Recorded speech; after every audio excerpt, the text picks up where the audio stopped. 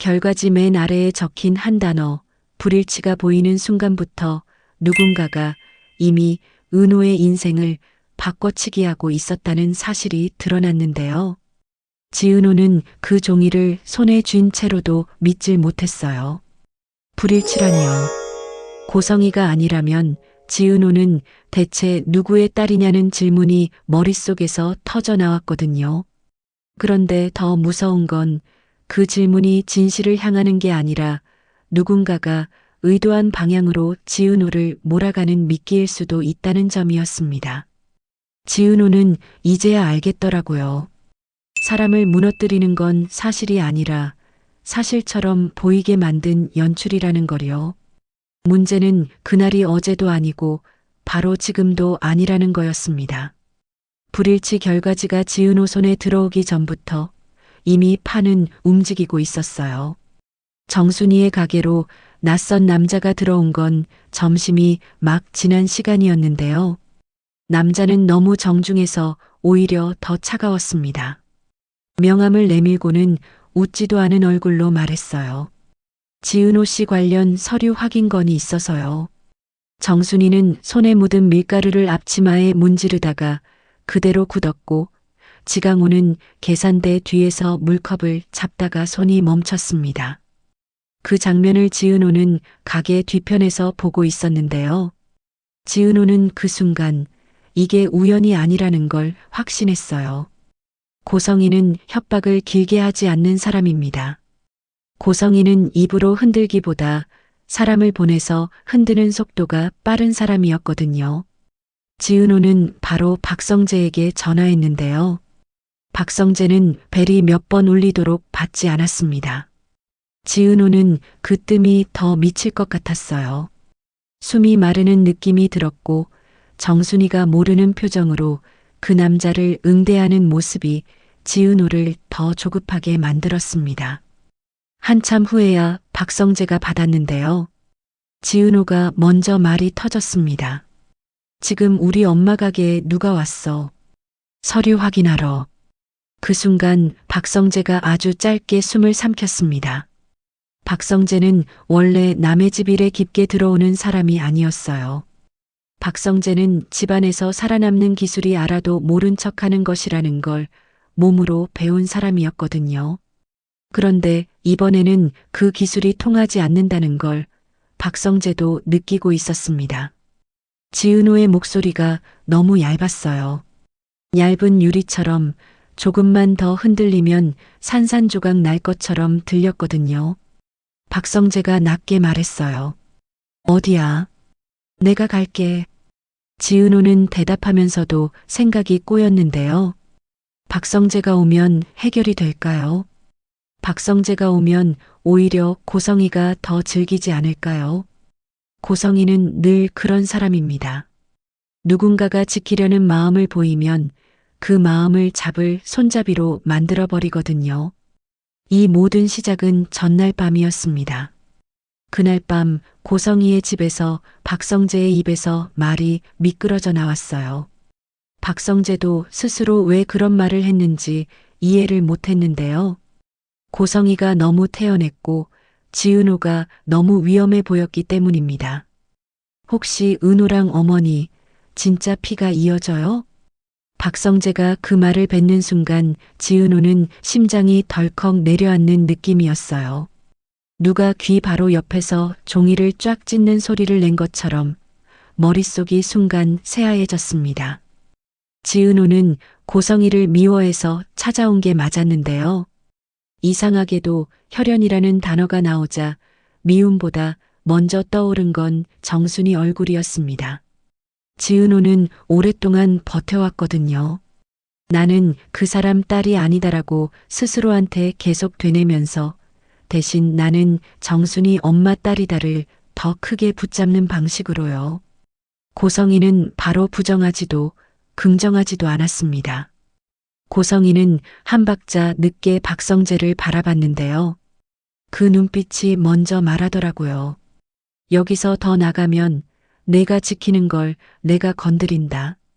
고성이는 웃음도 아주 천천히 꺼냈습니다. 따뜻한 웃음이 아니라 너희가 가진 건 감정뿐이지?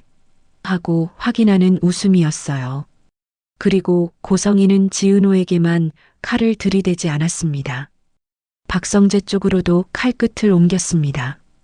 성재야, 오늘 내가 들은 거, 내가 본 거 그냥 묻어. 고성이가 묻어라는 말을 너무 다정하게 해서 오히려 등골이 서늘했는데요. 그 다정함은 늘 협박의 포장지였어요. 박성재는 그 말이 끝나기도 전에 이수빈이 떠올랐습니다. 박성재가 말로는 냉정한 척해도 마음속에서 가장 먼저 지키고 싶은 사람. 그런데 이상하게도 박성재는 그 순간 고성이에게 분노가 솟았어요. 고성이가 지켜라는 단어를 입에 올리는 게 역겨웠거든요. 누군가를 지키는 말은 원래 사람을 겁주려고 쓰는 말이 아니잖아요. 지은호는 그 자리에서 더 버티지 못하고 돌아섰습니다. 걸음이 빨라질수록 심장은 더 크게 뛰었는데요. 지은호는 들킨다는 감각이 목을 조르는 느낌이었습니다. 지은호는 길에서 문득 박영나가 예전에 던졌던 말을 떠올렸어요. 박영나가 아주 무심한 척 그 사람 내 엄마 아니야? 하고 던졌을 때 지은호는 차갑게 끊어냈었죠. 내 가족은 따로 있어. 그 말이 그때는 방패였는데 지금은 자신의 속을 찌르는 칼처럼 느껴졌습니다. 새벽에 지은호가 정순이 가게 문을 열고 들어가자마자 손부터 씻은 것도 그래서였는데요. 손이 더러워서가 아니라 마음이 끈적해진 느낌이 싫어서였어요. 정순이는 지은호 얼굴을 보자마자 바로 알아차렸습니다. 은호야, 무슨 일 있니? 그 한마디에 지은호가 울컥했는데요. 지은호는 울지 않으려고 웃는 얼굴을 만들었습니다. 아무것도 아니에요. 그냥 좀 피곤했나 봐요. 지은호는 그때 결심했어요. 진실을 말해서 시원해지는 쪽이 아니라 평온을 지키는 쪽을 택하겠다고요. 그런데 평온은 마음 먹는다고 지켜지지 않았습니다. 바로 다음 날 그 낯선 남자가 가게로 들어왔으니까요.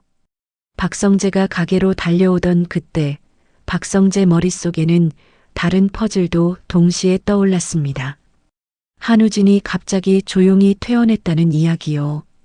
그게 단순한 가족 싸움의 소문이 아니라 누군가가 실물을 움직였다는 흔적 같았거든요. 박성재는 병원으로 방향을 틀었습니다.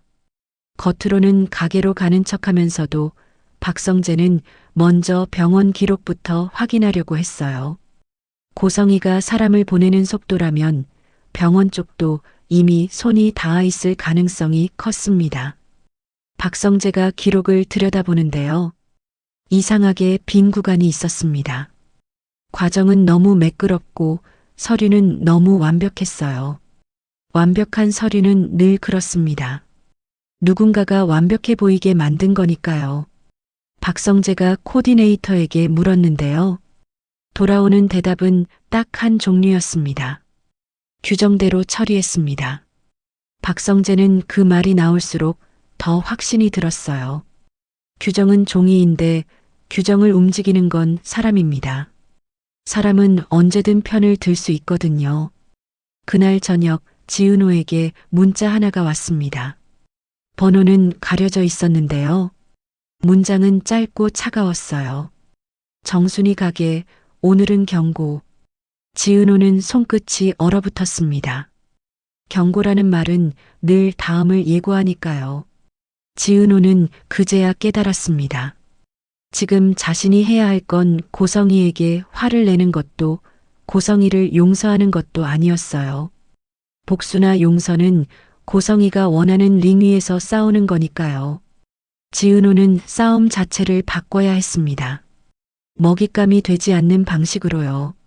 그래서 지은호는 증거를 찾기로 합니다. 고성의 마음을 바꾸는 건 불가능하지만 고성의 손을 묶는 건 가능할 수도 있다고 믿고 싶었거든요. 지은호는 박영나를 찾아갔는데요.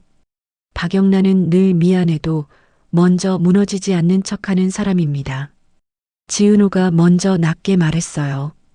영나야, 나를 싫어해도 돼. 근데 한우진 오빠 퇴원 너도 이상하다고 생각하지? 박영란은 한참 침묵하다가 목소리를 작게 눌러서 꺼냈습니다.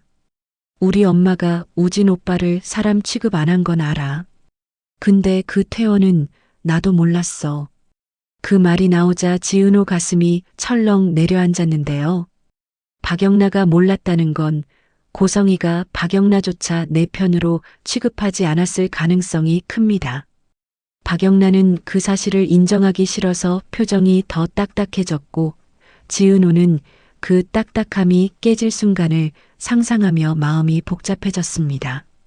지은호는 박영나를 이용하고 싶지 않았어요. 그런데 지은호는 혼자서 지킬 사람이 너무 많았습니다. 정순이도 지강호도 그리고 자기 자신도요. 그날 밤 지은호는 봉투를 하나 받았습니다. 주소도 없고 발신자도 없었는데요. 봉투 안에는 오래된 신생아 발찌 사진이 들어 있었습니다. 사진 뒷면에는 날짜가 적혀 있었고 그 날짜는 지은호가 알고 있던 생일과 미묘하게 어긋나 있었습니다. 며칠 차이. 별거 아닌 차이 같죠. 그런데 사람 인생에서 며칠은요, 가족을 바꿔버리는 차이가 되기도 합니다. 지은호는 그 봉투를 들고 정순이 방 앞에서 한참 서 있었는데요. 문만 열면 다 말할 수 있을 것 같았어요.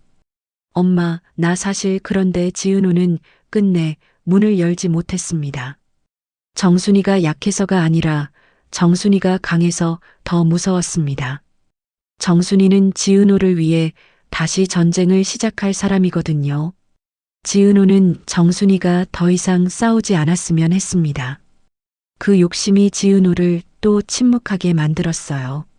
한편 그 즈음 이수빈에게도 금이 가기 시작했습니다. 이수빈은 우연히 박성재 통화의 한 구절을 듣게 됐는데요. 박성재가 누군가에게 낮게 말했습니다. DNA 같은 걸 함부로 건드리면 진짜 큰일 나. 이수빈은 컵을 잡은 손이 굳었어요. 박성재가 무언가를 숨긴다는 걸 이수빈은 느꼈습니다. 그런데 이수빈이 두려웠던 건 비밀 그 자체가 아니라 그 비밀이 박성재를 어떤 사람으로 바꿔버릴지였어요. 이수빈은 묻고 싶었죠. 나도 위험해? 그런데 이수빈은 묻지 못했습니다. 박성재가 대답하는 순간 박성재가 더 깊은 어둠으로 들어갈 것 같았거든요. 결국 이수빈은 가장 위험한 선택을 해버렸습니다. 고성이를 직접 찾아간 거예요. 고성이는 이수빈을 보자마자 그걸 알아챘습니다. 이수빈이 자발적으로 약점을 들고 들어왔다는 걸요. 고성이는 손을 잡아주며 말했습니다. 수빈아, 넌 참 착해. 그 말이 칭찬처럼 들리는데도 이수빈은 손등이 서늘해졌어요. 고성이가 사람을 묶을 때 쓰는 말투였거든요. 고성이는 이어서 더 부드럽게 말했습니다. 착하니까 조용히 있어. 그래야 내 사랑도 안전해. 이수빈은 그 순간 깨달았습니다. 고성이에게 가족은 따뜻한 단어가 아니었어요. 사람을 인질로 묶는 명분이었습니다. 이수빈은 그 자리에서 울지도 화내지도 못했습니다. 울면 약점이 되고 화내면 고성이가 더 즐길 테니까요.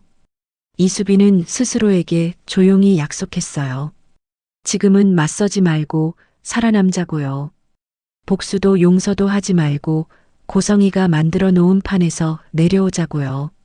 그리고 그 약속이 지은호의 선택과 겹치기 시작했습니다. 며칠 뒤 정순이 앞으로 통지서가 도착했는데요. 제목은 딱딱했습니다.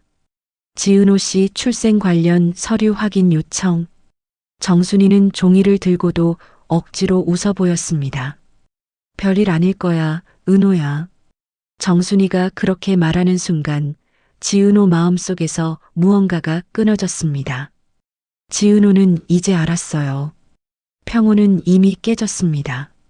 그렇다면 남은 건 하나였어요. 깨지는 방식만큼은 고성이에게 맡기면 안 된다는 것. 지은호는 정순이 앞에 앉아서 무릎이 바닥으로 꺼지는 느낌을 참아가며 말했습니다. 엄마, 나는 엄마 딸이에요. 이건 진짜 안 변해요. 근데 누가 자꾸 엄마를 건드려요. 그래서 나 이제 숨기기만 하면 안 될 것 같아요. 지은호는 끝내 생모라는 단어는 꺼내지 않았습니다. 그 단어는 칼날이니까요. 대신 지은호는 정순이 손을 꽉 잡았습니다. 그건 고백이라기보다 약속이었습니다. 엄마가 흔들리지 않게 내가 방법을 바꿀게요. 그리고 바로 그날 밤 지은호는 봉투 속 사진을 다시 들여다보다가 사진 아래에 끼워진 얇은 종이를 발견했는데요. 종이는 검사 결과 통지서처럼 보였습니다. 지은호는 숨을 삼키고 결과란을 봤습니다. 불일치. 지은호는 멍해졌습니다. 고성이가 생모가 아니라면 그럼 누가 이 모든 걸 시작한 거죠? 그런데 동시에 지은호는 또 하나를 깨달았어요. 이 결과지는 진실일 수도 있지만 누군가가 샘플을 바꿨다면 가장 강력한 거짓말일 수도 있습니다. 진실을 찾으려는 사람을 영원히 미궁에 가둬버리는 거짓말이요. 지은호는 종이를 접어 가슴 안쪽 깊은 곳에 넣었습니다. 그리고 박성재에게 짧게 문자를 보냈는데요. 나 이제 안 숨을게. 대신 우리 방식으로 가자. 그 순간 고성이의 집에서는 누군가가 서랍을 열고 똑같은 발찌 사진을 꺼내 들고 있었습니다. 고성이가 아니라 고성이 옆에서 늘 조용히 그림자처럼 움직이던 사람이었는데요. 그 사람은 사진을 바라보며 아주 낮게 중얼거렸습니다. 불일치가 뜨면 사람들은 더 미쳐, 더 헤매. 그러고는 종이를 다른 파일 사이에 섞어 넣었어요. 마치 누가 찾든 정확히는 찾지 못하게 만들겠다는 것처럼요. 지은호는 아직 모릅니다. 이 판에서 살아남는 사람은 복수한 사람도 용서한 사람도 아닐 수 있다는 거요. 복수도 용서도 하지 않고 인질이 되지 않겠다고 끝까지 버틴 사람만 남는다는 거요. 그리고 그 버팀의 다음 시험이 곧 찾아옵니다. 정순이의 가게를 다시 두드릴 손이 이번엔 서류가 아니라 사람일지도 모르니까요.